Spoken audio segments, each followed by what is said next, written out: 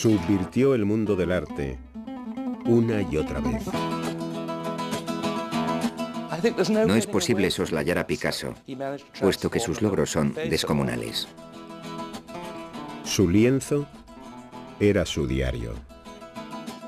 Si te crías junto a alguien con tal personalidad, acaba pareciéndote algo bastante normal. Su apetito por la invención era insaciable, así como su apetito por las mujeres. Si mi marido me hubiese hecho lo que mi padre le hizo a mi madre y a Dora, lo habría matado. El mundo no ha conocido a nadie comparable a él, y el verdadero alcance de sus innovaciones aún está por valorar. Para comprender a Picasso hay que convivir con sus gestos, con su lado oscuro, con su cruel barbarie en ocasiones, y también convivir con la fabulosa generosidad de su producción, de su obra. Pablo Picasso.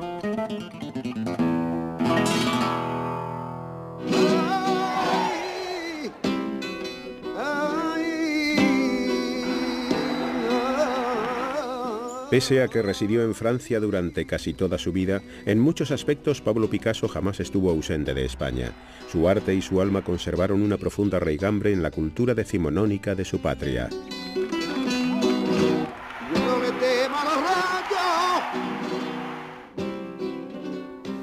Yo diría que fue la quinta esencia del español, en su visión del mundo, en sus pasiones, en su miedo a la muerte. El corazón de la España meridional reside en Andalucía, la tierra natal del artista, una región cuya mismísima identidad se sume en la pasión y en el drama, en el amor y en la muerte. No obstante su cultura secular, la patria chica de Picasso, la ciudad de Málaga, al igual que la totalidad de Andalucía, sufría el menosprecio de los españoles más septentrionales que la consideraban provinciana. No debemos olvidar nunca que Picasso es un andaluz nacido en las postrimerías del siglo XIX. El concepto de machismo es netamente andaluz, y en efecto él se consideraba un tío macho. El padre de Picasso, don José Ruiz, era un refinado andaluz de clase media, aunque no por ello menos macho. Como la mayoría de sus amistades, era cliente asiduo de los burdeles malagueños.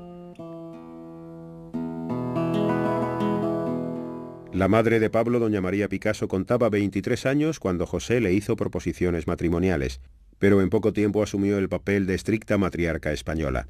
Celebraron sus nupcias en diciembre de 1880. 10 meses después, el 25 de octubre de 1881, nacía Pablo. Como primogénito y único varón, Pablo era objeto de la adoración, casi veneración de su madre. Esta le vaticinó un destino glorioso. Si te metes a soldado, llegarás a general, le decía. Si te metes a cura, llegarás a papa. Sí, eso estaba claro. Como decimos en España, era un niño bonito, un niño querido, un niño malcriado, un niño mimado. Era el único chico de la casa. No se debe pasar por alto que Picasso se crió en una casa llena de mujeres. Su padre se marchaba por las tardes al café, donde se pasaba horas alternando. Entre tanto, en casa, la madre, 2 tías, 2 hermanas y una doncella o 2 tenían al niño en palmitas. Por ende, las relaciones con todas las mujeres de su vida le resultaron más bien complicadas. Tanta adoración femenina confirió a Pablo una inquebrantable fe en sus posibilidades. Se convirtió en el centro de la atención familiar, desplazando incluso a su padre. Los intereses del padre de Pablo se encontraban fuera de su casa. Ansiaba adquirir renombre como artista. Sin embargo, su talento no estaba a la altura de sus sueños. Pintaba principalmente palomas, impartía clases de arte y trabajaba a tiempo parcial como conservador del Museo de Málaga. En cualquier caso, pronto quedaría claro que todo sería muy diferente para su hijo. Pablo cogía un lapicero y trataba de imitar a su padre antes incluso de aprender a hablar. Su madre solía contar que la primera palabra que pronunció después de mamá fue piz, que significaba lápiz, porque veía a su padre dibujando y él ya quería hacerlo. Esto significaba que ya tenía el instinto.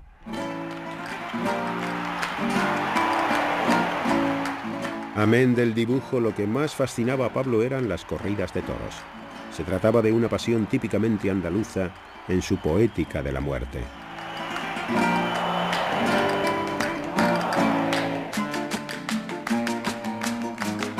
El sangriento festejo causó una viva impresión en la imaginación infantil de Pablo. Solamente tenía 8 años cuando empezó a recrear escenas de muerte en el ruedo.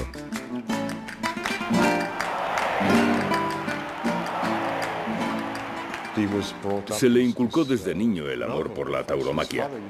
Su padre solía llevarlo a las corridas. Es el hombre imponiéndose sobre la bestia.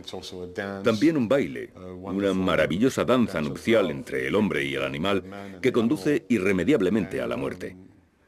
Es una épica historia de amor que acaba con la muerte. Todos cuantos trataron con el artista a lo largo de su vida quedaron desconcertados por la intensidad de su mirada, legado imperecedero de su cuna andaluza. Existe una curiosa expresión andaluza que es mirada fuerte. Se refiere a un mirar intenso, a adueñarse de un objeto con la mirada. Un amigo suyo de juventud decía: lo que me pasma de Picasso es que cuando mira una hoja de papel no queda nada de ella, tan fuerte es su mirada. Parece que va a arrancar la imagen del papel.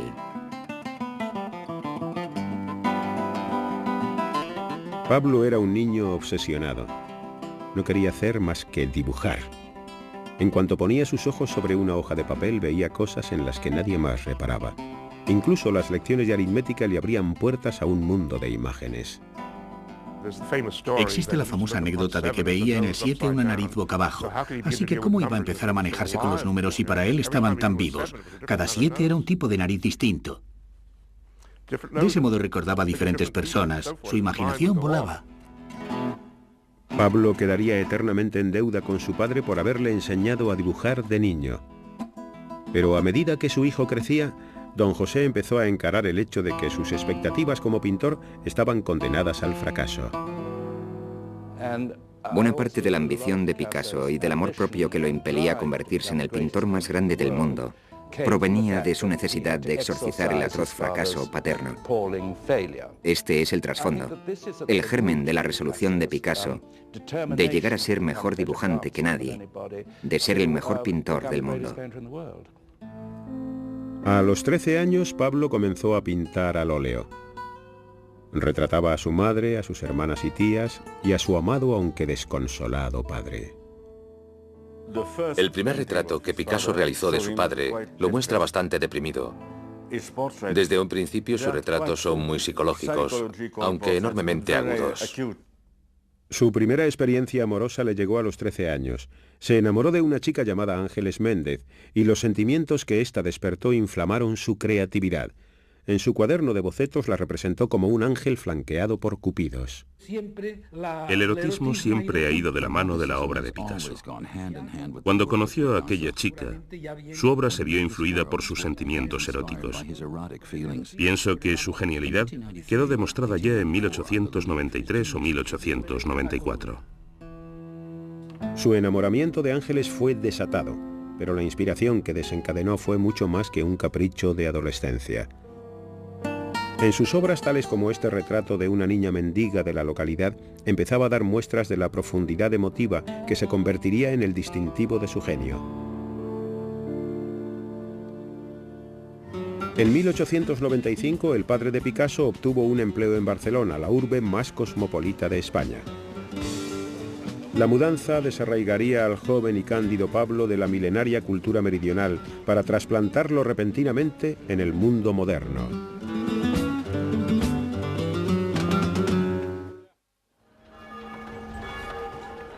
Pablo contaba 13 años en 1895, cuando su familia se trasladó a la norteña ciudad de Barcelona. La prosperidad auspiciada por el auge de su economía industrial trajo asociadas huelgas, revueltas y protestas violentas por toda la ciudad. Para el adolescente Picasso, Barcelona fue una revelación. Su inquietud de adolescente coincide con la inquietud barcelonesa. Llegó a Barcelona en un momento de gran agitación. Se estaba renovando el ámbito artístico. El clima sociológico y social de Barcelona fue un trampolín para la personalidad de Picasso. Don José empezó a impartir clases en la prestigiosa Escuela Provincial de Bellas Artes. Estaba ansioso por hacer alarde del talento de su hijo. Los dibujos que presentó Pablo en su examen de ingreso lo catapultaron directamente a los cursos superiores. A quienquiera que esté familiarizado con las escuelas de arte, le resultará evidente que las primeras obras de Picasso gozan ya de la resuelta calidad que aplicó a cualquier motivo o tema que abordase. Eso no se aprende, ni se enseña.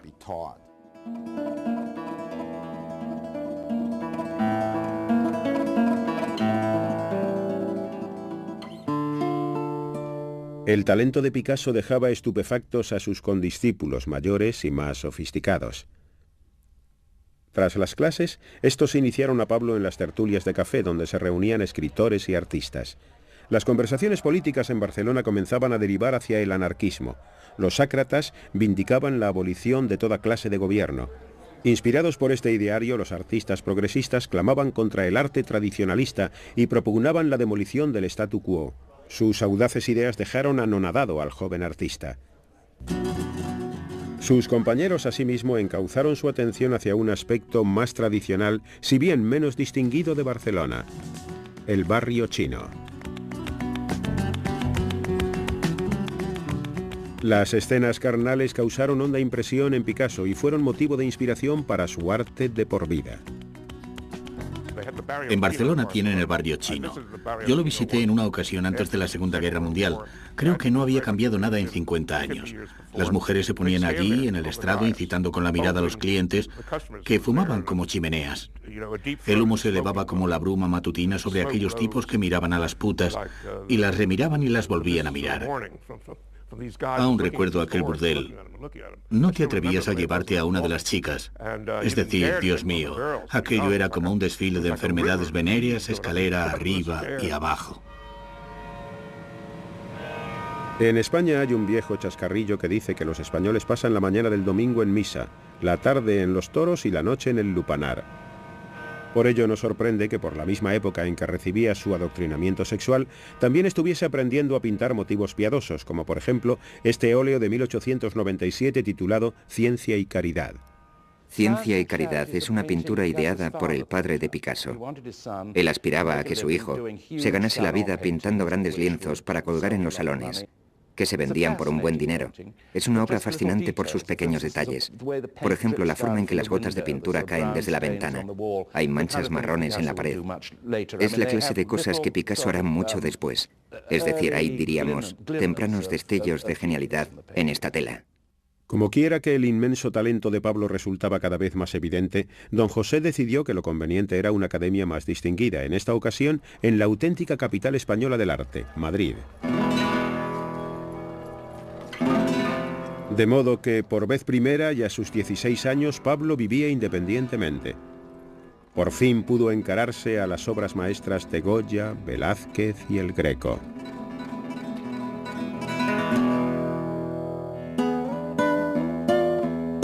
Sin embargo, Madrid carecía del vigor y la modernidad barceloneses. La rígida atmósfera académica sofocaba y hastiaba a Picasso. Estaba abatido. La pintura académica había muerto para él. Pudo ser un maestro de la pintura académica, pero sabía que esta era algo ajeno a su estilo de vida. Picasso fue en cierto sentido un niño inquieto, aunque también un artista maduro en pos de su concepción del arte. En una carta dirigida a un amigo barcelonés daba cuenta de un proyecto que maduraba. Nunca nadie ha hecho algo en la mitad de escandalizador de lo que será mi dibujo. Ya verás. Picasso es muy competitivo. Ya desde sus comienzos se mide con los pintores contemporáneos, así como con los maestros del pasado. Quiere conquistar el mundo, derrotar a estos grandes pintores y al mismo tiempo empaparse de ellos. Hacia 1898 Pablo no sentía más que desdén por la Academia de San Fernando y cuanto ésta representaba. Comprendió que su propio padre era una víctima irrecuperable de esta agotada tradición. Pablo decidió no seguir sus pasos y abandonó la academia. Este acto de rebeldía lo animaría a una nueva bravata. Su meta ya no era meramente superar a su padre. Picasso confió a un amigo: en arte hay que matar al padre.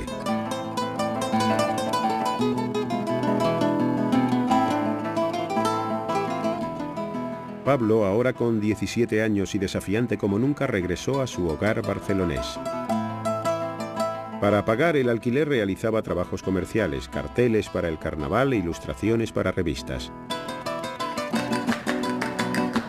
Pablo y sus amigos pasaban sus noches bebiendo y polemizando en el café Els Quatre Gats, cuartel general de la vanguardia barcelonesa. La atmósfera del café estaba impregnada de los nuevos vientos provenientes de París y otros países. Por el día Pablo trazaba bocetos incansablemente. Y a comienzos de 1900, a los 18 años, como en este autorretrato, montó su primera exposición formal. No tenía dinero para marcos, así que sus amigos le ayudaron a colgar una serie de lienzos con tachuelas.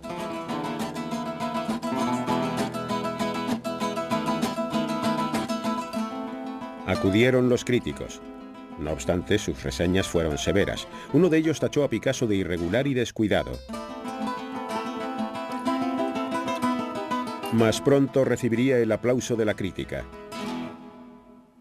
Poco tiempo después de aquella muestra supo que una de sus telas había sido seleccionada para figurar en el pabellón español de la Exposición Universal, que se celebraría en París a finales de aquel mismo año. En octubre de 1900, poco antes de su 19º cumpleaños, Pablo y un amigo partieron hacia París.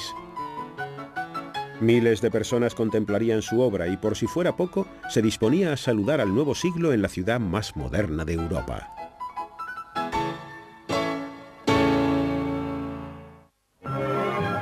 París, 1900.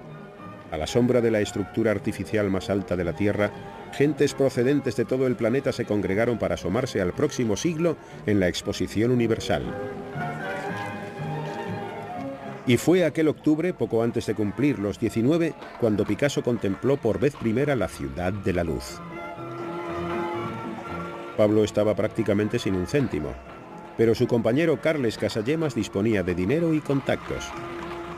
Un amigo les prestó un piso rodeado de cafés, clubes nocturnos y estudios de artistas en el destartalado barrio de Montmartre. En esta pintura Picasso retrató a su grupo de amigos españoles que apenas hablaban francés arracimados en Montmartre.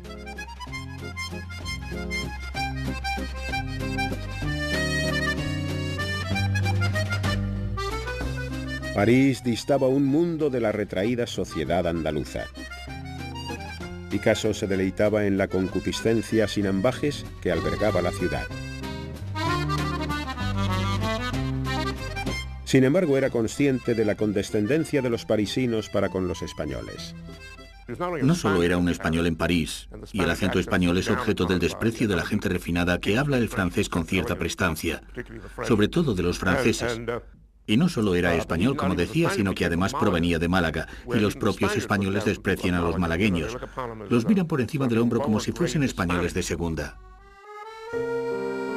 Picasso y Casagemas conocieron a un grupo de coquetas modelos que hablaban algo de castellano.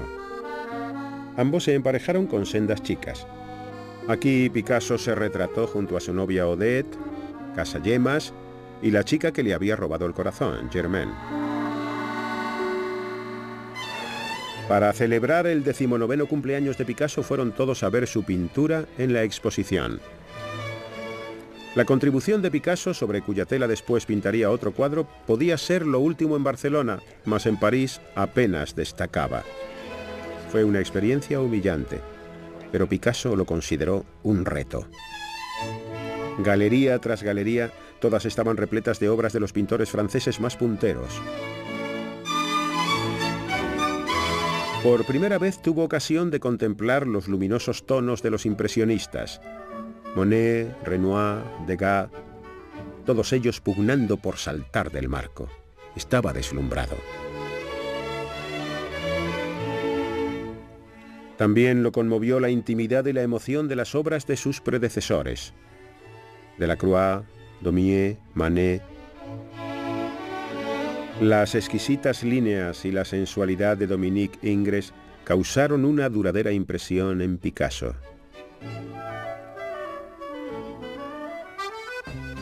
Por las noches, Pablo y sus camaradas frecuentaban el Moulin Rouge y el Moulin de la Galette, tórridos salones de baile famosos por los cuadros de Auguste Renoir y Henri de Toulouse-Lautrec. En abierto desafío a estos gigantes parisienses, Picasso plasmó su propia versión. Con este lienzo entra directamente en liza con Toulouse-Lautrec y Renoir.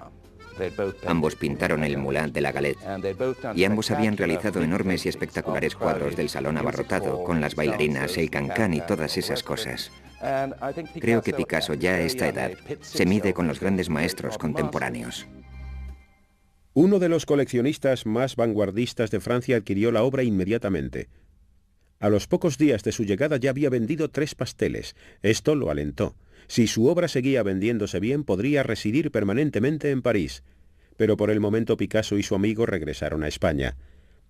Casagemas no soportaba la lejanía de Germaine y regresó precipitadamente a París para hacerle una propuesta matrimonial. Sin embargo, ella no compartía su entusiasmo y en febrero de 1901, encontrándose Picasso en Madrid, recibió una noticia terrible. Casagemas, perdidamente enamorado de Germaine, se había pegado un tiro en la cabeza. Lo había hecho en medio de un café parisien, frente a un grupo de amigos entre los cuales se encontraba Germaine. Cuando Picasso, que estaba en Madrid por entonces, supo del suceso, se quedó deshecho, pues pensó que si hubiera estado con Casagemas y hubiera sido testigo de su crisis, este aún viviría. En medio del sobrecogimiento y el sentimiento de culpa por el suicidio de su amigo, le llegaron buenas noticias de París. El distinguido marchante de arte Ambroise Vollard había visto su obra y le ofrecía una exposición individual en junio. Vollard había sido el marchante de Cézanne, Gauguin, de los grandes pintores postimpresionistas de finales del siglo XIX, y se estaba haciendo cargo de un desconocido como Picasso.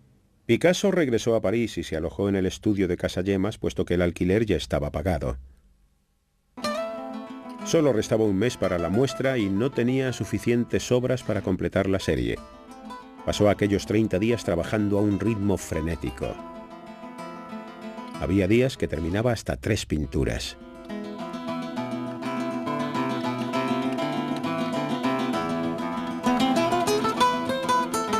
Pablo se deshizo del corriente apellido paterno, Ruiz, y comenzó a firmar su obra simplemente con el materno, Picasso. Y como si quisiera autopresentarse en París, realizó un autorretrato para la exhibición titulado Yo, Picasso. El primer autorretrato, Yo, Picasso, de 1901, es el retrato de su llegada a París. Como conquistador, seré el rey de París. Yo, Picasso, moi, Picasso. La exposición resultó un gran éxito. Un crítico incluso colocó a Picasso al frente de lo que llamó la invasión española. Otro lo definió como un brillante recién llegado. Vendió la mitad de las pinturas y alcanzó un gran renombre cuando aún no había cumplido los 20 años. Una pequeña tela de la muestra traicionaba discretamente un secreto de la vida amorosa del artista.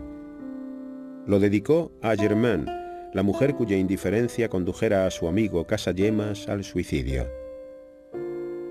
Tan solo unas semanas después de su regreso a París, Picasso había entablado una relación con la amada de su amigo, Germaine. Ahora, viviendo en el apartamento de su camarada muerto y durmiendo con la mujer que le había destrozado el corazón, Picasso se sentía perseguido por el rostro sin vida de Casagemas, lo que le inspiró su Época Azul.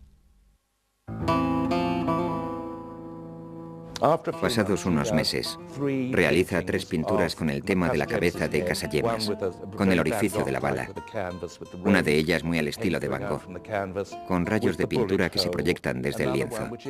Otra ya prácticamente pertenece a la primera época azul. Picasso sostenía, y yo creo que sinceramente, que la tristeza de la época azul se deriva del suicidio de Casagemas.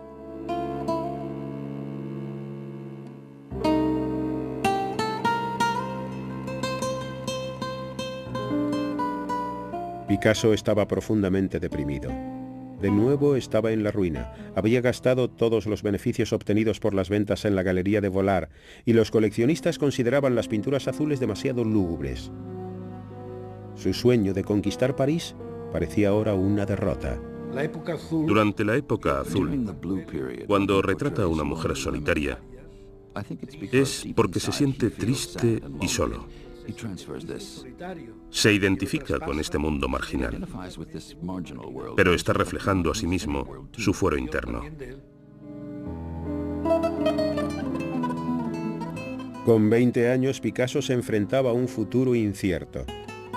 Emprendió el nuevo autorretrato convaleciente de la gripe. En él aparece con barba y embutido en un abrigo con aspecto de estar helado, hambriento y angustiado. En enero de 1902, Picasso envió un telegrama a su padre pidiéndole dinero y regresó a Barcelona. Fueron días sombríos para Picasso. Sin embargo, la aceptación de la exposición de París le había concedido al menos un atisbo del reconocimiento que sabía merecer. La estancia en España le hizo estar más decidido que nunca a volver a París y tomar al asalto la capital del arte de una vez por todas.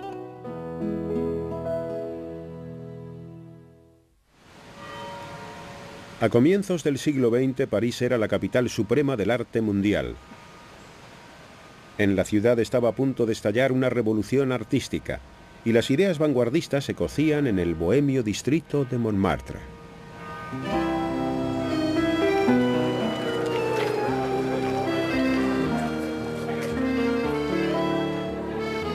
En este barrio, los escritores y pintores buscaban una alternativa a los altos precios de París, y aquí es donde vino Picasso henchido de esperanza cuando en 1904 regresó a Francia para no marcharse más.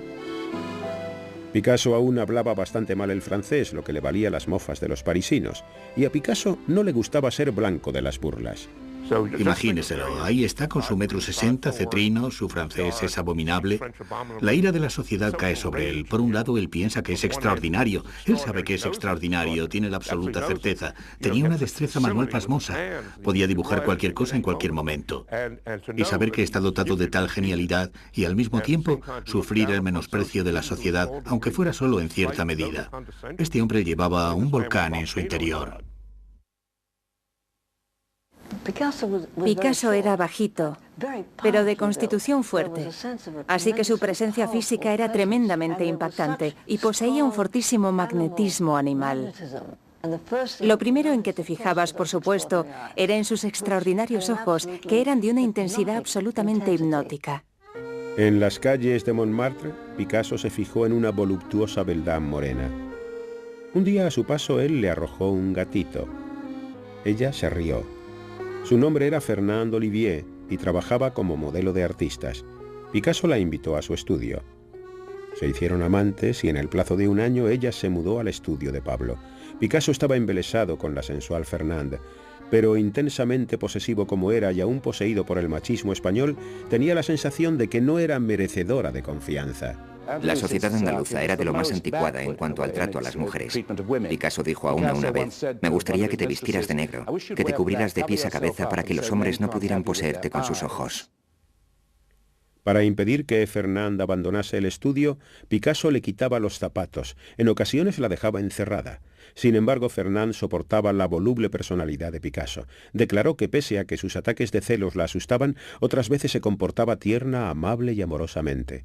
El encanto de Picasso compensaba con creces su mal francés y algunos intelectuales lo encontraron interesante. En octubre de 1904 conoció y trabó amistad instantáneamente con Guillaume Apollinaire, un joven y prometedor poeta vanguardista.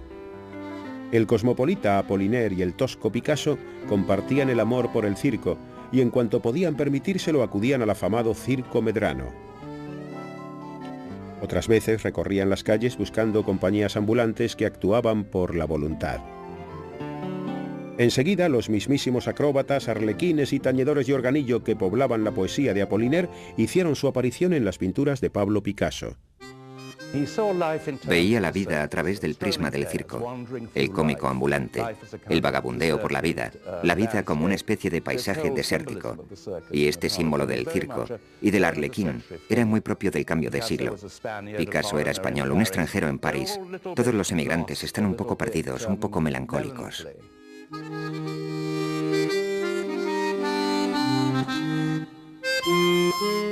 Bien entrada la noche, cuando todos los amigos se despedían, el pintor regresaba a su estudio a trabajar. Había acometido un gran proyecto. Le costó 9 meses llevarlo a cabo, y a finales de 1905 presentó esta obra maestra de la que se ha dado en llamar Época rosa por sus suaves tonos de rosa y rojo. Se llamó Familia de Saltimbanquis.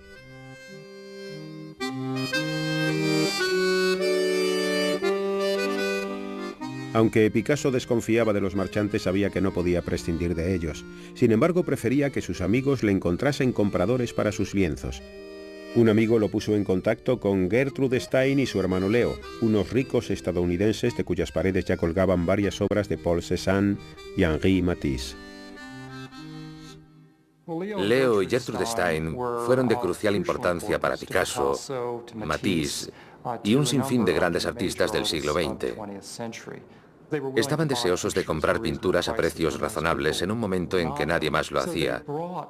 De ese modo trasladaron a muchos artistas a una esfera intelectual más amplia que los convertía en algo más que pintores de mérito, en figuras vanguardistas del arte del siglo XX.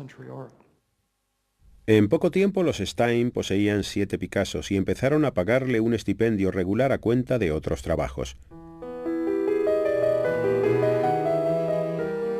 Los Stein le presentaron a otro pintor al que siempre consideraría un auténtico rival, Henri Matisse.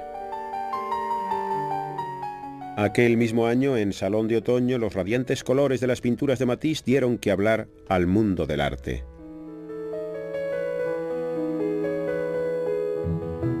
Picasso envidiaba no solo el éxito de Matisse, sino también su evidente originalidad. Matisse ya había logrado lo que Picasso pretendía: desacatar la tradición clásica.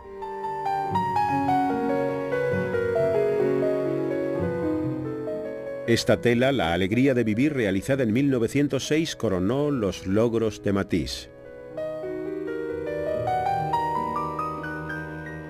Ambos pintores coincidían en las veladas sabatinas de los Stein y pronto empezaron a frecuentar secretamente sus respectivos estudios. Cada encuentro con Matisse encendía de celos a Picasso.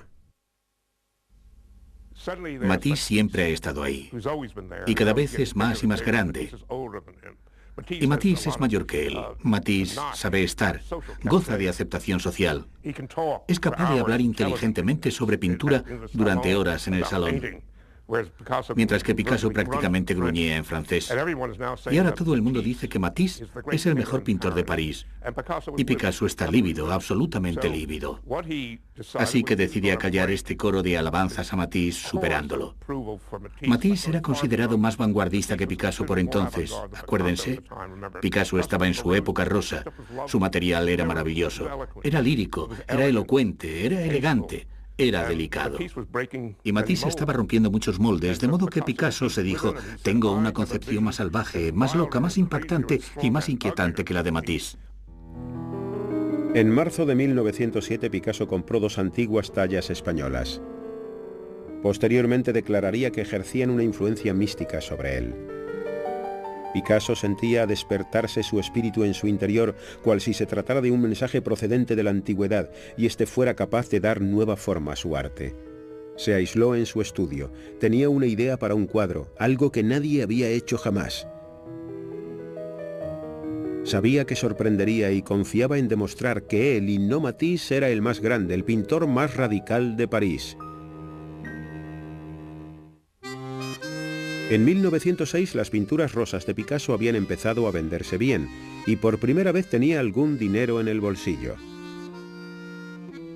Las ventas le dieron la confianza necesaria para experimentar, para dinamitar las convenciones y retar a su amigo y émulo, el rey del arte de París, Henri Matisse. Picasso escogió como motivo los burdeles de su primera juventud.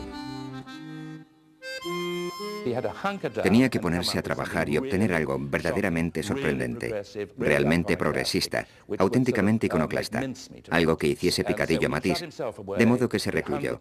Realizó cientos y cientos de estudios. Trabajó durante la primavera y el verano, un verano asfixiante. Imagínense a Picasso en aquella celda de aquel destartalado edificio en cueros vivos, con aquellas mujeres altas, mucho más altas que él, recreando su propia e infernal casa de putas. Y todo ello para convertirse en el gran revolucionario de la pintura. Recientemente había tenido ocasión de contemplar la nueva colección de arte africano del Museo del Trocadero. La ingenua fuerza de aquellas figuras lo inspiró para realizar algo igualmente tosco y rudo. Picasso fue siempre un ladrón. Comenzó robando el fuego sagrado del arte religioso español.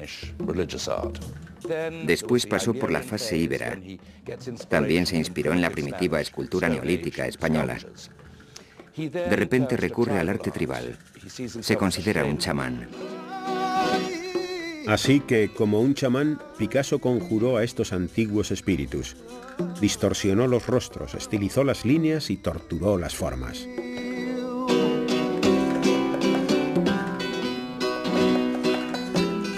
Con este lienzo, que sería conocido como Las señoritas de Aviñón, Picasso buscaba forjar un eslabón entre el arte tribal y el arte moderno. Para él, Las señoritas de Aviñón fue un modo de aplicar a su pintura lo que había aprendido de Gauguin y también de Cézanne.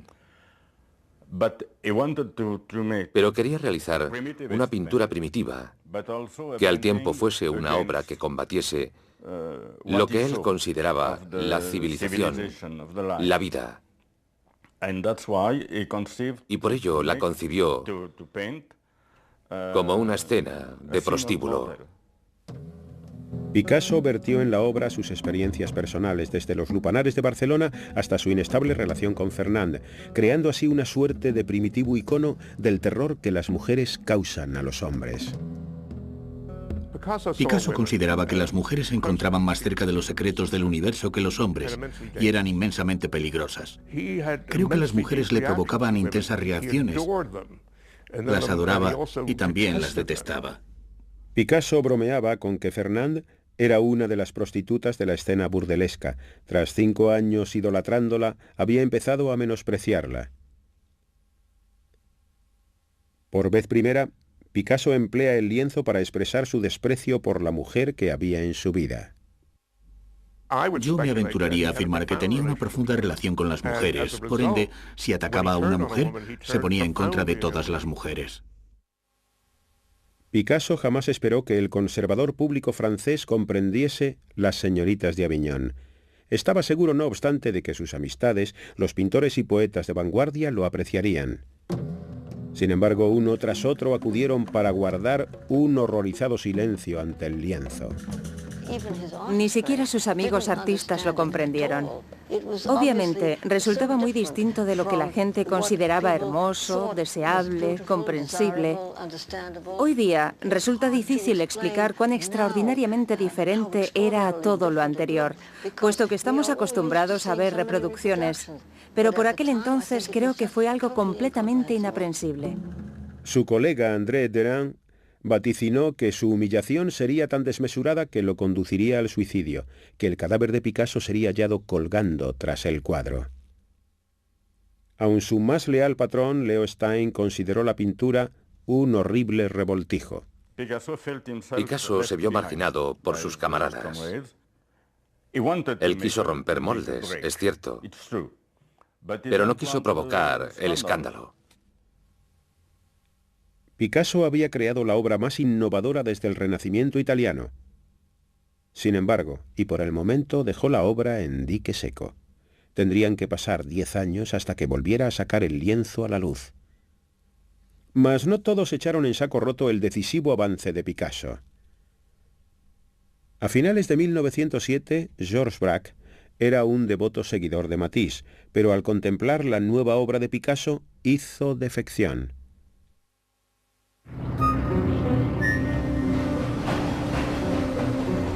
Picasso y Braque descubrieron que compartían un concepto. Ambos eran conscientes de que el mundo había cambiado más en la última década que en los últimos siglos.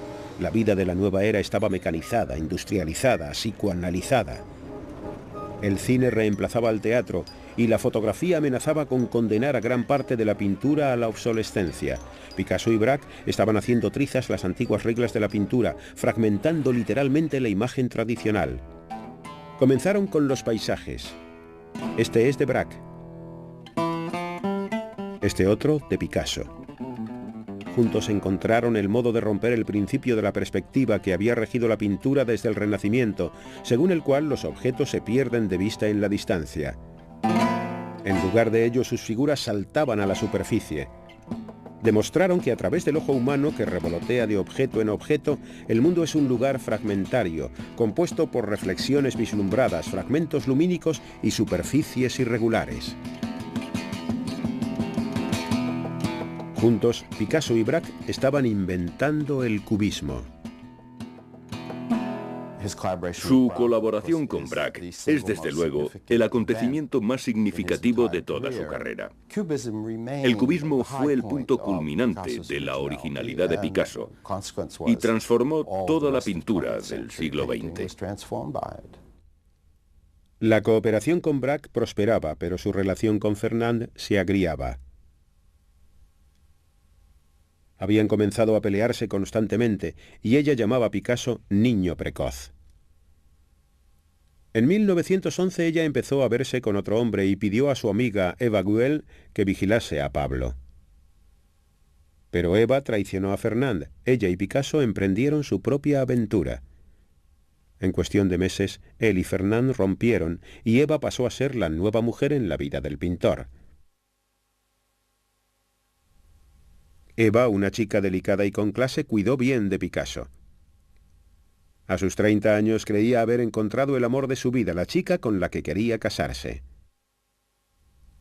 En sus obras introducía referencias a ella como ma jolie, mi chica bonita.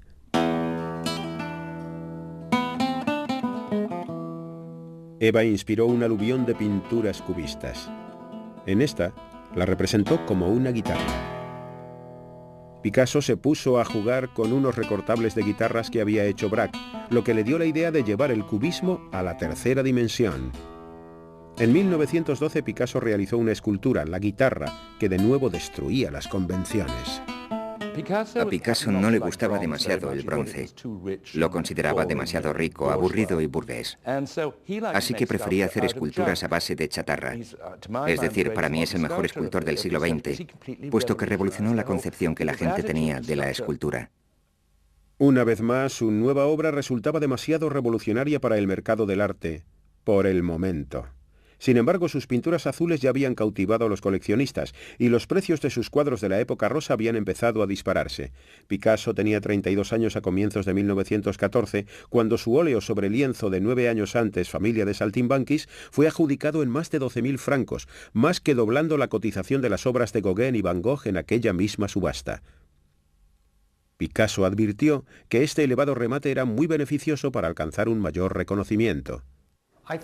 Creo que de todos los artistas del siglo XX, Picasso fue probablemente el más hábil dando salida comercial a su obra. Picasso comprendió mejor que nadie que si su trabajo se vendía bien, a tan altos precios y a gente tan destacada, no solamente redundaba en beneficio de sus finanzas, sino también en pro del conocimiento de su obra, lo que haría que la gente lo tomase más en serio. Pero Picasso no llegó a compartir el éxito con su padre, puesto que en mayo de 1913 recibió la noticia de que se estaba muriendo. Regresó a España para sostener con él su última conversación. Detestaba lo que su hijo estaba haciendo. Consideraba que Picasso lo había decepcionado enormemente. Lo había imaginado convertido en un gran pintor académico y ganando dinero a montones, realizando pinturas religiosas y cuadros para los salones. Y él va más allá y se hace cubista. A Picasso le causó gran aflicción la muerte de su padre, consciente de que pese a todo lo que su padre le había dado, acabaron imposibilitados para entenderse mutuamente. José vivió toda su vida respetando la tradición y escapaba a su comprensión que su hijo no solo rompiese las reglas, sino que inventase otras nuevas. Pablo Picasso llegaría a convertirse en el nombre más famoso del arte del siglo XX.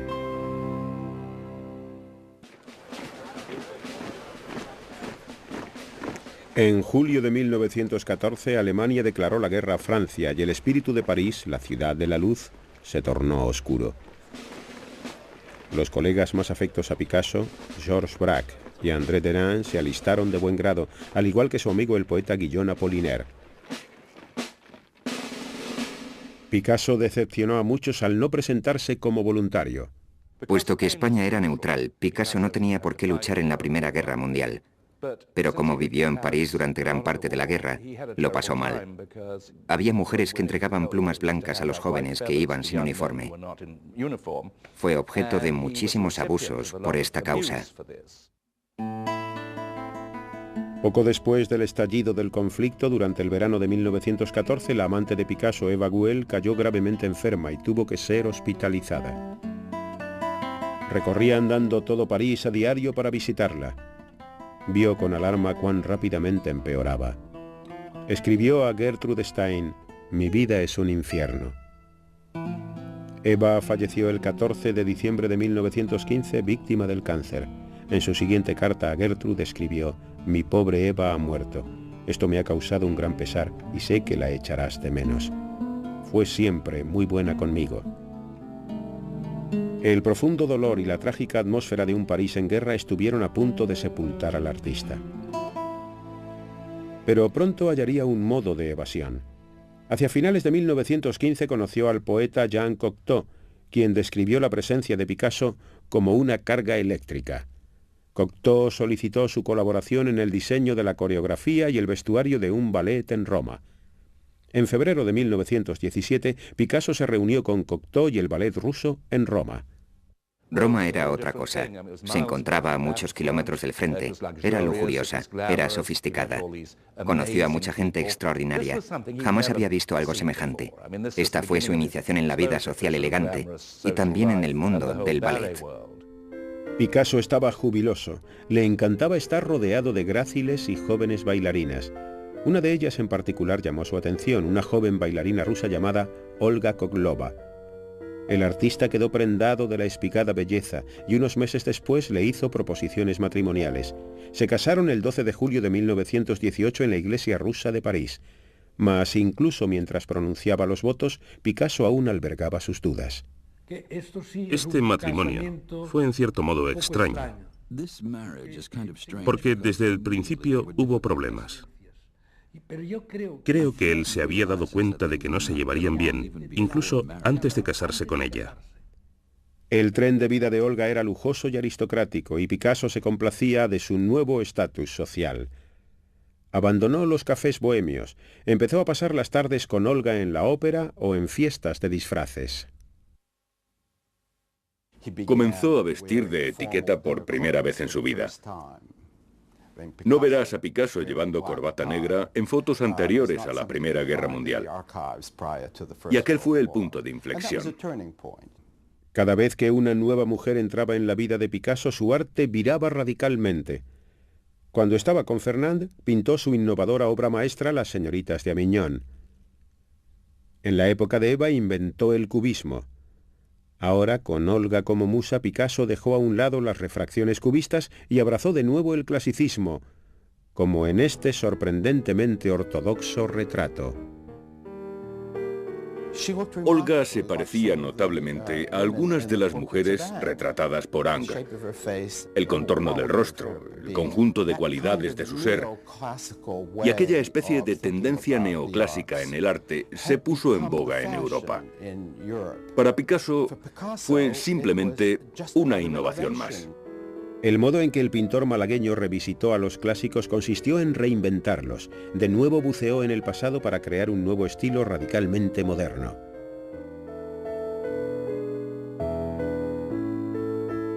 El 4 de febrero de 1921, Olga dio a luz un niño, Paulo. Picasso conmemoró orgullosamente el nacimiento de su primogénito con esta pintura llamada Madre e Hijo.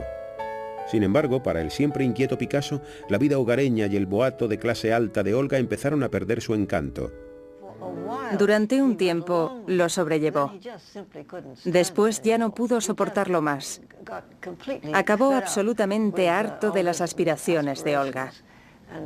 Por entonces fue cuando declaró: "No soy un caballero". Picasso y Olga pasaron el verano del 23 en el centro turístico de moda, el Cabo de Antibes, en la Riviera Francesa. Allí, alternando con los socialistas, conoció a un grupo de intelectuales conocidos como los surrealistas, cuya influencia provocaría un avance radical en el arte picassiano. Los surrealistas en cierto modo le enseñaron que podía meter en su obra cualquier elemento que le apeteciese. Una pintura no debía necesariamente tener algún tipo de significado clásico ni lógico. La imagen podía ser lo que él quisiese.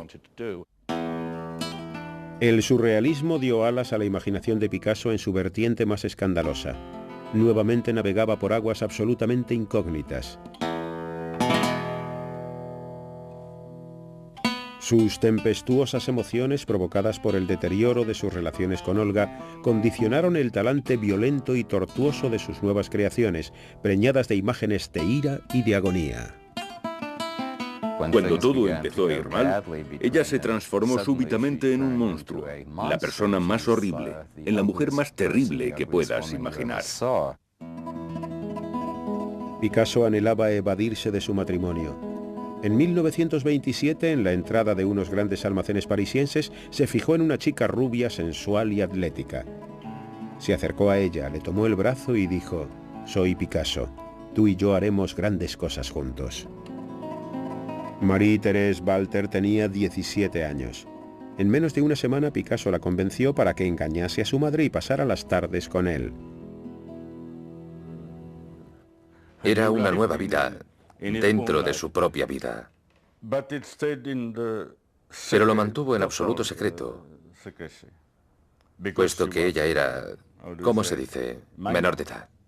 Evidentemente, Picasso no quería que Olga se enterase. Sin embargo, el problema mayor era que si se descubría que corrompía a una menor, podía perder el visado que le permitía residir en Francia. Pero no pudo resistirse a la tentación de introducir subrepticiamente sus iniciales MT entrelazadas con las propias en sus pinturas. En aquellos tiempos, las chicas de 17 años no salían de noche. Ella era una chiquilla, tenía 17 años por aquel entonces. Constantemente me contaba cosas sobre mi padre, que le regalaba muñecas, por ejemplo. Él le regalaba muñequitas. A ella le encantaba comer dulces. Y por supuesto mi padre estaba completamente cautivado, ya que después de todo, lo que en realidad tenía era una niña mujer.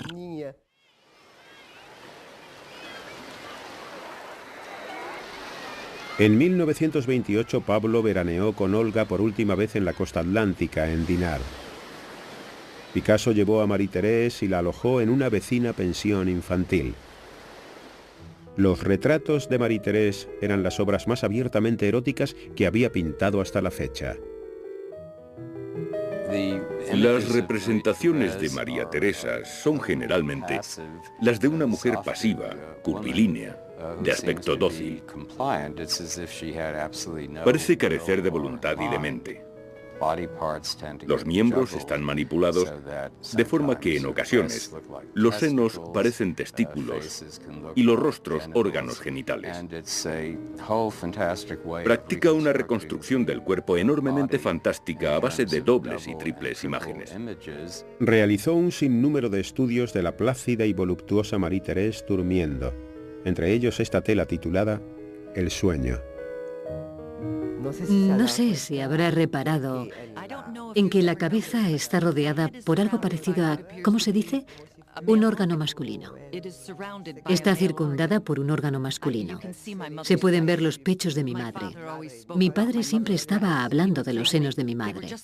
Decía, eran exactamente como pequeñas manzanas. No te imaginas qué pechos tenía tu madre. Eran como manzanas, maravillosos.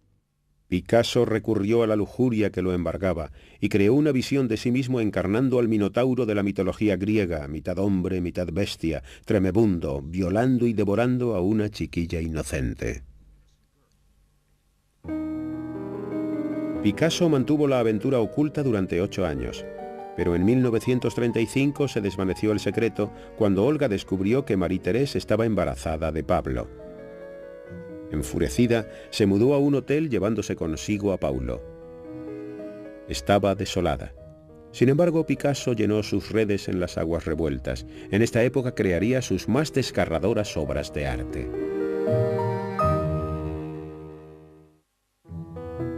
En septiembre de 1935, cuando el artista contaba 53 años, su amante de 26, Marie-Thérèse Walter, alumbró una niña, Maya. Picasso estaba encantado con su hijita y la retrató adorablemente en actitud de jugar. Mas ni tan siquiera esta idílica vida con su amante y su hija pudieron refrenar al mujeriego Picasso. Antes de que su hija cumpliese 1 año, Picasso conoció a la fotógrafa surrealista Dora Maar. Picasso se sintió atraído por Dora, en primer lugar, porque era hermosa. Tenía la clase de físico que él encontraba atractivo en las mujeres. Y hablaba castellano. Podían hablar en castellano y era tremendamente inteligente. Creo que todos estos aspectos de su personalidad y su temperamento le resultaron muy atrayentes.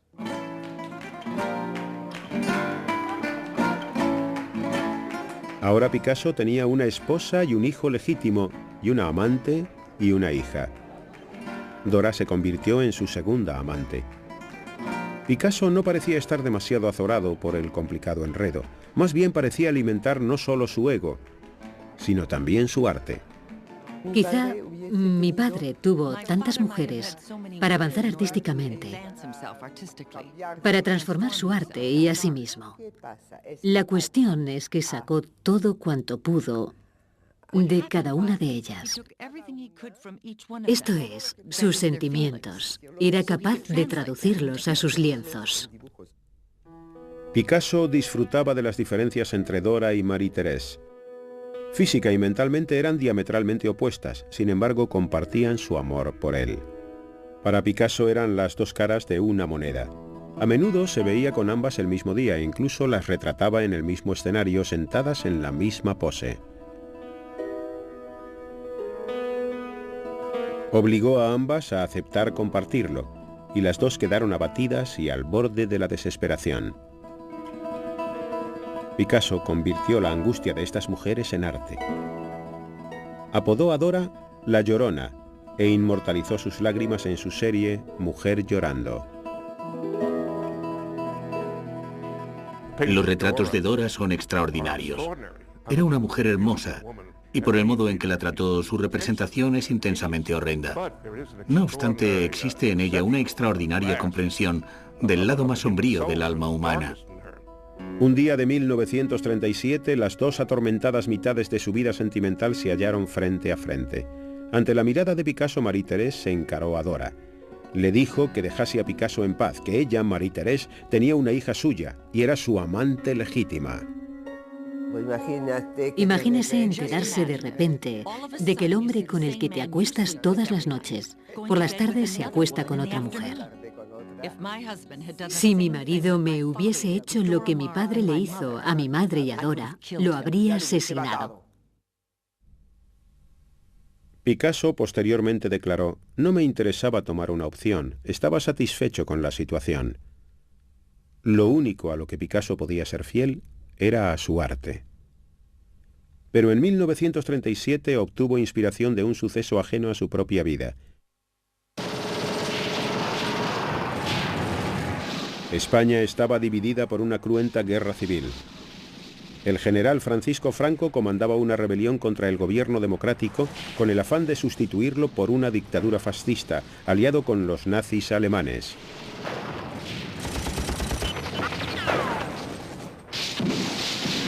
El 26 de abril de 1937 la aviación nazi bombardeó la ciudad de Guernica en apoyo a Franco.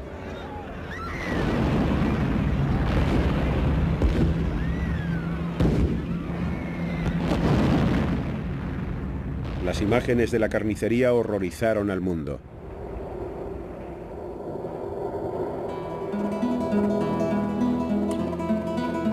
Picasso quedó consternado. Había recibido el encargo de realizar un gran mural para la Exposición Universal de 1937. En lugar de ello, plasmó en un lienzo su indignación.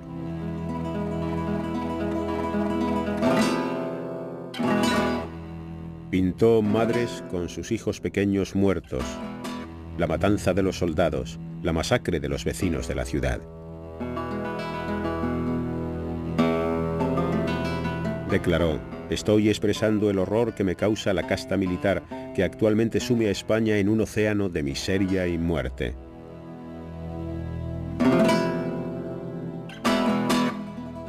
Su óleo, titulado simplemente Guernica, llegaría a ser la más famosa obra de arte del siglo XX. y convertiría a Picasso en un héroe de la lucha antifascista internacional. En abril de 1939 el general Franco declaró la victoria del fascismo en España. Picasso juró no regresar a España hasta que cayera el dictador. Nunca regresó. Murió antes. Una vez me dijo que cuando el Guernica fuese a España, él volvería. Me decía, Arias, el día en el que el Guernica esté en el corazón de España seremos felices. En junio del año 40 las tropas nazis marchaban sobre París, que fue ocupado sin lucha. Durante la guerra, Picasso llevó una existencia tranquila. Trató de no llamar la atención y, desde luego, no formó parte de la resistencia. Picasso no poseía una personalidad heroica, pasó miedo. Siempre se mostró muy preocupado por su propio bienestar, puesto que lo único importante en su vida era su arte. A medida que el Guernica viajaba por todo el mundo, se fue convirtiendo en un emblema de la terrible violencia de la guerra y asimismo en una poderosa arma contra el fascismo en la batalla por ganarse a la opinión pública. Guernica no solo fue una muestra del despertar político de Picasso, sino además una revelación estilística. Con él regresó a la simplicidad infantil y halló una nueva forma de acentuar la carga emocional presente en su obra. Él dijo en una ocasión, si coloco un ojo en su órbita, la gente da por hecho que hay un ojo. Si saco ese ojo de su cuenca y lo pongo en otro sitio, la gente le prestará más atención. Se produce una reacción de sorpresa. Ven el ojo de nuevo. A una joven artista que lo visitó en 1943, cuando tenía 61 años, le confió, hay que romper y desgarrar la realidad. Aquella visitante era Françoise Gillot y tenía 21 años. Picasso la invitó a volver y ella empezó a pasarse por su casa con frecuencia. Un día le pidió que se desvistiera para comprobar si su cuerpo se correspondía con su imagen mental.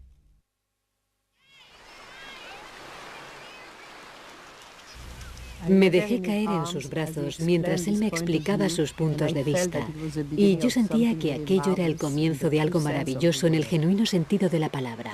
A pesar de nuestra diferencia de edad y demás, nos entendíamos mutuamente de maravilla, lo que resulta increíble, puesto que raramente nos relacionamos verdaderamente con alguien, sea o no de tu edad. Así que fue extraordinario en ese sentido. Picasso y Françoise se hicieron amantes. Como de costumbre, no le bastaba con una sola mujer. En 1945, 2 años después, pondría fin a su relación con Dora. Una vez que Picasso dejó claro que su relación había terminado, como así era de hecho, ella sufrió una crisis nerviosa y se quedó deshecha, por lo que pasó un tiempo en un sanatorio. Dora nunca llegó a recuperarse totalmente. Más tarde diría, me utilizó hasta que no quedó nada de mí, nada más que los cientos de retratos míos que había pintado. Era cierto, Picasso ya no necesitaba a Dora, tenía a Françoise. Y ella también alimentaría su caldera artística.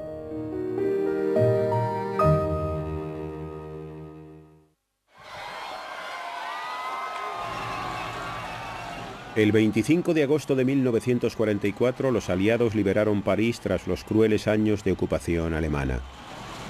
Aunque todos los países aliados contra el nazismo eran héroes para los franceses, a ojos de muchos, entre ellos Picasso, los soviéticos habían constituido la fuerza clave en la derrota del fascismo. El 4 de octubre de 1944, a los 62 años, Picasso se afiliaba al Partido Comunista Francés. A partir de aquel momento, no era solo el más famoso pintor del mundo, también era uno de los más famosos y ricos comunistas. Mientras que Picasso se rodeaba de un séquito, su antiguo rival Henri Matisse trabajaba prácticamente recluido en el sur de Francia. Matisse estaba enfermo y solo abandonaba la cama durante 1 hora o 2 diarias. En 1946 Picasso llevó a su nueva amante Françoise Gillot a visitar a Matisse. Este, al ver a Françoise, sintió la inspiración de pintar su retrato. Le dijo que representaría su cabello en verde oscuro y su cuerpo en azul pálido. El antiguo émulo volvía a exacerbar los celos de Picasso. Se apropió de la idea de Matisse y pintó a Françoise como la mujer flor, con el cuerpo azul pálido y el pelo verde oscuro.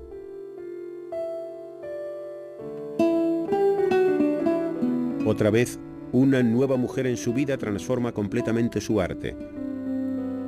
En esta ocasión su obra se torna alegre y luminosa como nunca. Françoise era un espíritu libre y irrefrenable, y en ese sentido era muy diferente de sus amantes anteriores. Era muy diferente a Dora. No creo que Picasso le diese demasiado miedo. Pienso que a Dora sí. Dora, como la mayoría de la gente, se sentía intimidada por él. Había que tener mucha entereza para sostener un trato prolongado con él, porque era muy competitivo y había dos cosas que no soportaba. No aguantaba la mediocridad y menos aún que fueras buena. Picasso la persuadió de que lo que realmente necesitaba era tener un hijo con él, puesto que eso le haría ser menos intelectual. Estaría, le dijo, más en contacto con la naturaleza. El 15 de mayo de 1947 nació su hijo Claude. Picasso descubrió con agrado que su hijo compartía su fuerte personalidad. Además, el padre ya no era el único que disfrutaba, provocando celos. Fuimos a visitar a Matisse y yo volví muy impresionado. Le dije, ya sabéis cómo era mi padre y también mi madre. Le dije, Matisse es un gran pintor. Y mi padre me respondió, ¿y yo qué? No es lo mismo, no es lo mismo. Vete a jugar con tus cosas. Pero es un gran pintor. Y mi padre se subía por las paredes. A Picasso le encantaba la energía que sus hijos habían aportado a su vida. Sin embargo, a medida que crecieron, se hizo más crítico e intolerante, especialmente con su primogénito Paulo. Recuerdo que en una ocasión, en Vallauris, Paulo estaba sentado a la mesa después de comer. También había más gente. Y Picasso señaló a Paulo y dijo, ¿no es terrible para un hombre como yo tener un hijo como ese? Algo terrible. En 1947 Picasso descubrió la cerámica tradicional de Vallauris, población situada sobre las colinas que dominan Antibes. Instantáneamente concibió innumerables ideas que deseaba experimentar con la cerámica. Vallauris contaba además con otra atracción. Era la plaza fuerte del Partido Comunista francés. En 1948 él y Françoise compraron una casa allí. Picasso se sentía en Vallauris como pez en el agua y sus convecinos lo adoraban. Nos lo pasábamos muy bien. Picasso solía decirme, Arias, un día sin risa es un día perdido. El estudio de Picasso era un hervidero de visitantes. Acaparaba la atención por el día y por la noche la empleaba en su trabajo. Al anochecer te dabas cuenta de que aunque te lo habías pasado muy bien, aunque todo había sido muy tranquilo, sufrías un agotamiento nervioso. ¿A qué se debía? A que él extraía la energía de todo el mundo. Era en cierto modo como un vampiro.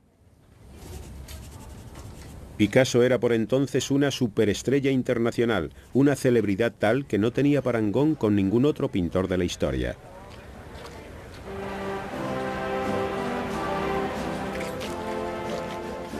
El Partido Comunista francés era consciente de lo valioso que podía resultar para impulsar su propaganda.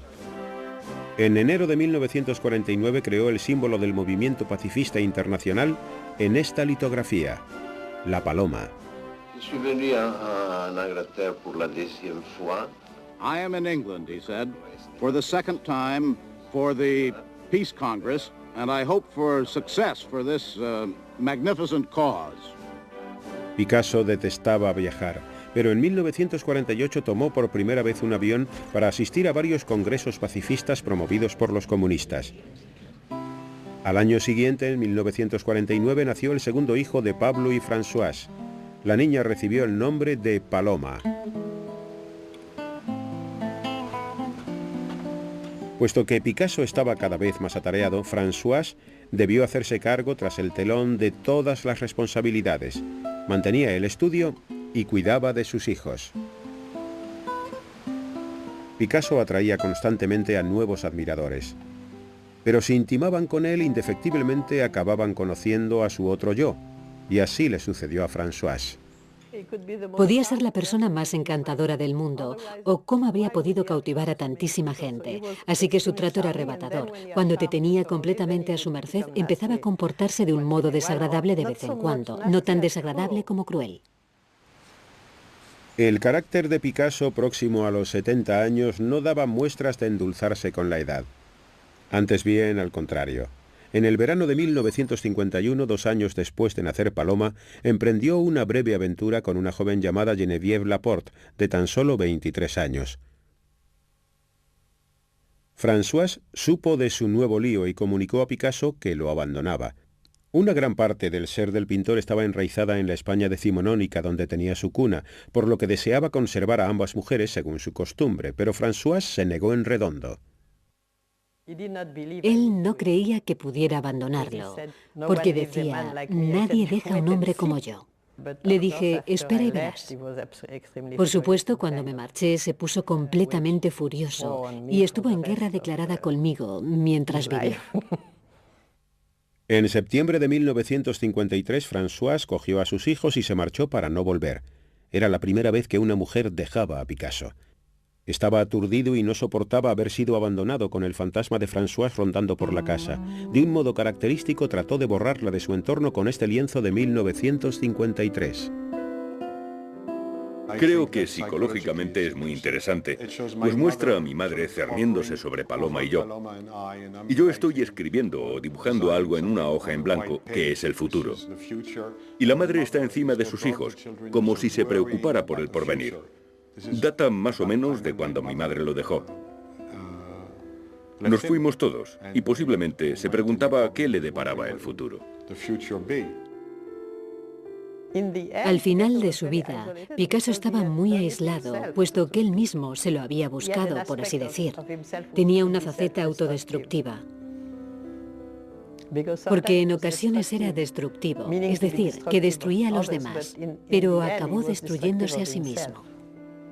A Picasso lo aterraban la soledad, la muerte y perder sus facultades de pintor.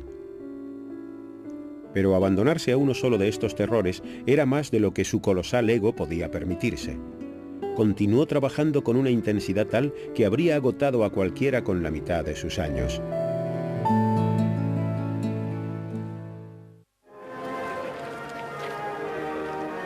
En 1953 murió el presidente soviético Joseph Stalin, finalizando con él 3 décadas de gobierno totalitario. El Partido Comunista Francés publicó un dibujo de Stalin trazado por Picasso en la esquela de su periódico. Este dibujo avivó la controversia dentro y fuera del partido. Los leales a Stalin lamentaban que el retrato no glorificase suficientemente a su héroe. Los no comunistas encontraban contradictorio que el autor de Guernica permaneciera indiferente ante el terror y la brutalidad del régimen stalinista. Ciertamente, no era completamente ignorante de los sucesos que se desarrollaban al otro lado del telón de acero. Hasta su muerte, permaneció en el partido, le fue fiel, lo defendió siempre que tuvo ocasión y jamás, jamás lo censuró ni lo criticó públicamente en modo alguno. Picasso nunca cedió en su postura ni un ápice, pero la polémica lo dejó perplejo. Por si fuera poco, todo sucedió en una de las etapas más oscuras de su vida. Françoise se había marchado y no soportaba vivir solo en la casa que ambos habían compartido, rodeado de sus retratos. El invierno de 1953 a 1954 fue muy duro para Picasso. Estaba solo en Vallauris. Podrías decir que debería haberse ido a un hotel. No, vivió solo. Fueron tiempos muy difíciles. En poco tiempo, una nueva mujer apareció para llenar el hueco dejado por Françoise. Jacqueline Roch tenía 27 años y se dedicaba a la alfarería en Vallauris. Picasso se quedó admirado por su extraordinario parecido con una pintura del maestro romántico Eugène Delacroix, Las mujeres de Argel. Realizó 15 pinturas de su reciente amante al estilo de las odaliscas de Delacroix. Jacqueline se mudó a casa de Picasso y le ofreció una devoción rayana en la esclavitud que al mismo tiempo le concedía un control casi absoluto sobre la vida del pintor. Lo que Jacqueline podía ofrecer a mi padre era algo muy diferente a lo que le habían dado Françoise, Dora Maar, mi madre, Olga. Era muy sumisa. Siempre lo llamaba Monseñor, Monseñor. Imagíneselo. Yo me echaba a reír cada vez que lo llamaba señor, ya que me resultaba muy cómico. Jacqueline era una paradoja. Era muy sumisa, muy obediente y muy retraída. Al principio, pero, Dios mío, cambió y se hizo realmente con el mando. La adoración que Jacqueline le profesaba lo dejaba libre para trabajar. Y vaya si trabajaba, a un ritmo pasmoso. De nuevo tenía una fuente de juventud para alimentar su arte y también para soslayar la aterradora certeza de sus muchos años. Si Picasso no hubiese continuado creando, se habría sentido viejo. Crear significaba sentirse vivo. Era su forma de luchar contra la senectud, crear más y más. Trabajaba intensamente, como si luchase contra la muerte. Eso era obvio. El 3 de noviembre de 1954, su más respetado rival y amigo, Henri Matisse, fallecía. Las nuevas estremecieron a Picasso, un espeluznante recuerdo de su propia mortalidad. No quería oír hablar de la muerte. Una vez dijo que todas las mañanas repasaba la lista de amigos que aún quedaban con vida y temía que si se olvidaba de alguno, éste muriese. Y mientras luchaba por mantener a raya a la senectud y a la muerte, Picasso entablaba un diálogo con uno de sus grandes maestros españoles, convirtiendo un Velázquez en un Picasso. Una de las pocas veces que fui testigo del lado oscuro de Picasso fue mientras trabajaba en las variaciones sobre las Meninas de Velázquez. Estaba contendiendo de veras con el más grande de los pintores españoles. Podíamos oír sus pasos enérgicos, cómo arrastraba los caballetes, las cosas que caían al suelo, gruñidos, y Jacqueline dijo, ¿sabéis? Va a seguir así hasta que tenga acabada esta serie. Picasso seguía produciendo arte a un ritmo asombroso, pero la gente empezaba a cuestionarse si esta nueva obra estaba a la altura de su pasado. Si comparas las mujeres de Argel de Picasso con las de Delacroix, las primeras son sencillamente ridículas. Es decir, es como la caricatura de una gran obra maestra. Y puesto que aún ejercía un control casi absoluto sobre sus dotes artísticas, se puede decir que tienen cierto espíritu. Sin embargo, en contraste con sus mejores trabajos, y con las grandes obras en las que se estaba inspirando, son patéticas. La dejadez es intencionada. En cierto modo quería encubrir su maestría y realizar una obra expresiva, como expresivo es el dibujo de un niño. En esta época la capital artística mundial se había desplazado. Ya no era París. Los artistas de la Escuela de Nueva York, Mark Rothko, Willem de Kooning y Jackson Pollock estaban conmocionando al viejo continente. Sin embargo, la influencia picasiana sobre los artistas neoyorquinos era irremediable. Recuerdo que la primera exposición de Pollock en Londres tuvo lugar en los años 50, a finales de los 50. Lo que nos entusiasmó fue que parecía ser el primer arte contemporáneo no picasiano en 40 o 50 años. Y resultó que no era así. El mundo había cambiado en torno a Picasso en muchos aspectos. Y mientras que en sus etapas más tempranas estas transformaciones habían influido en su obra, ahora prefería batirse en retirada. Siempre había atraído la atención del mundo. Sin embargo, ahora, con la vigilante Jacqueline, Picasso inició una introspección, un autoexamen de su arte, de su pasado, y empezó a encarar lo inevitable en soledad.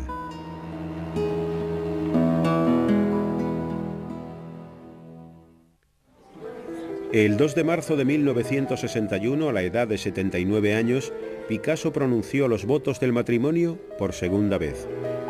La novia era Jacqueline Roch, de 35 años, su devota protectora desde hacía 8 años.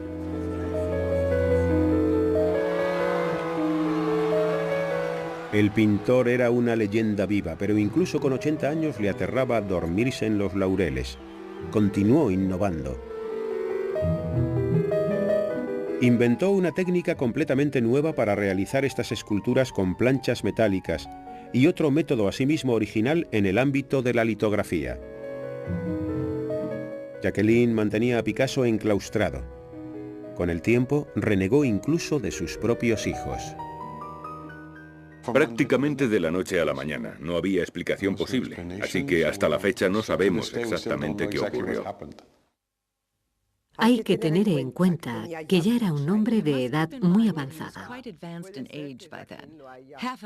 En parte podía deberse a que Jacqueline lo protegía de toda la familia, de todos los amigos anteriores a ella. Así, de ese modo, podía controlar mejor la situación. Pero al mismo tiempo, miraba por mi padre. Así él podía pintar cuanto quisiera, con tranquilidad. En poco tiempo, cuando los amigos lo llamaban, también eran rechazados. Jacqueline vetó a muchos de los amigos de Picasso. Todos mis amigos sufrieron las consecuencias. Es decir, cerró la puerta a un montón de cosas, a un montón de gente. Entonces, en 1963, su antigua amante Françoise Gillot, la madre de sus hijos Claude y Paloma, publicó sus memorias. Vivir con Picasso. Se sintió traicionado y trató de evitar su publicación. No obstante, el libro llegó a ser un éxito de ventas. Tras la publicación de las memorias, la salud del pintor comenzó a declinar. De repente, en 1965, a sus 84 años, padecía úlceras, problemas de vesícula y de próstata. Ingresó en secreto en un hospital de París para someterse a una extirpación de próstata. Pese al riesgo de morir en el quirófano, se negó a otorgar su testamento. Picasso no podía dictar su testamento, no podía venirse a dictarlo, puesto que ello implicaba admitir el hecho de su propia muerte. Estaba ansioso por demostrar que conservaba sus facultades artísticas. En cuestión de meses volvió a ponerse manos a la obra. Inició una elaborada exploración de su propia mente, de su pasado, sus amantes y su obra. Hacia el final de su trayectoria, cuando Picasso vive recluido, tiene la necesidad de recrear en su estudio todos los acontecimientos de su pasado, y todos sus fantasmas regresan. El padre vuelve a instalarse en el lienzo. Su padre era famoso por ser un gran aficionado a los burdeles, de modo que su representación idónea es en una casa de putas, observándolas, pintándolas. Jacqueline, su esposa por entonces, es una de las prostitutas. Y todo esto forma parte del increíble mundo mítico que Picasso creó al final de su vida. El artista recobró la salud, pero perdió su potencia sexual. Para un hombre cuyo arte y cuya mismísima identidad se fundamentaban en su apetito sexual, esta pérdida suponía una catástrofe. Sus nuevos trabajos reflejaban quizá más que nunca su obsesión por el sexo. Comparaba lo que le estaba sucediendo a su vida sexual de anciano con lo que sintió cuando se vio obligado a dejar de fumar. Decía que el apetito permanece aún después de perder la facultad. Opino que era consciente de que lo mismo le ocurría con su arte. El apetito y la ambición perduraban, pero sus aptitudes creativas estaban mermadas. En 1972, a punto de cumplir los 91, el artista cometió un autorretrato. Había pintado autorretratos de todas las fases de su vida. El chico ingenuo, el petulante veinteañero, el casado deprimido. Pero aquella primavera de 1972 se enfrentó al motivo que más lo aterraba: su propia muerte. Me llevó a uno de sus estudios, una sala pequeña. En medio de la estancia había un sillón. Sobre el sillón había un gran dibujo, colocado cual si fuera una persona. Estaba situado solo en el sillón. Y cuando miraba el dibujo, veía su muerte. Estaba claro, yo lo veía claramente. Entonces ambos permanecimos en silencio. Y me dijo, creo que tengo algo aquí. Aquel otoño, Picasso fue hospitalizado a causa de una congestión pulmonar. No quiso que nadie lo supiera. Jacqueline lo atendía nerviosamente en todas sus necesidades, recalcando a todo el mundo que no pasaba nada. Permaneció postrado en cama durante todo el invierno. El 5 de abril de 1973, Jacqueline llamó a su cardiólogo. Cada respiración era una lucha. El 8 de abril, Picasso murió, con Jacqueline, como siempre, a su lado.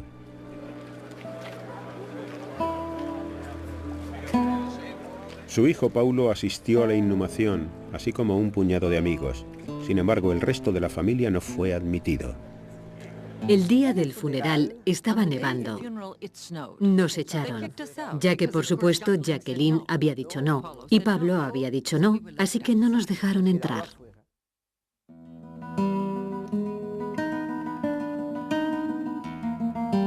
La muerte del pintor desencadenó una serie de trágicas repercusiones en el seno de su familia. El día del funeral, Pablito, el hijo de Paulo, se encontraba entre quienes fueron expulsados. 2 días después, Pablito ingirió una botella de lejía. Sobrevivió al suicidio frustrado, pero su sistema digestivo quedó destrozado y falleció 3 meses después. 2 años más tarde, el padre de Pablito, Paulo, el único hijo legítimo de Picasso, murió a la edad de 55 años a causa de complicaciones derivadas del abuso alcohólico. En 1977, la amante de Picasso, Marie-Thérèse, se quitó la vida, mas no sería la última. La muerte de Picasso fue dolorosa para todos sus seres queridos. Sin embargo, su viuda Jacqueline jamás logró recobrarse de la muerte del hombre que había sido su maestro. Se quedó absolutamente deshecha por la muerte de Picasso. Engullía pastillas, bebía una barbaridad. Se encontraba en un estado de colapso nervioso. Fue muy doloroso y difícil. Cada vez que pasaba por el salón, donde había una gran fotografía de Picasso, ella decía: «Buenos días, monseñor. Te adoro, monseñor». El 15 de octubre de 1986, Jacqueline Picasso se suicidó. Tenía 60 años. La personalidad de Picasso era un tiempo seductora y repulsiva, así como lo era, a decir de muchos, su arte.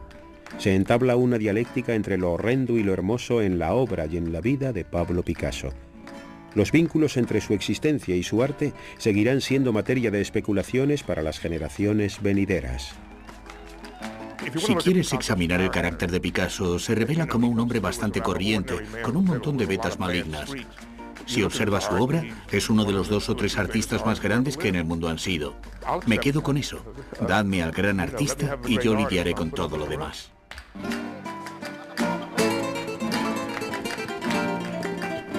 Picasso transformó profundamente el arte, destruyó siglos de tradición, forjó nuevos nexos entre el mundo antiguo y el contemporáneo.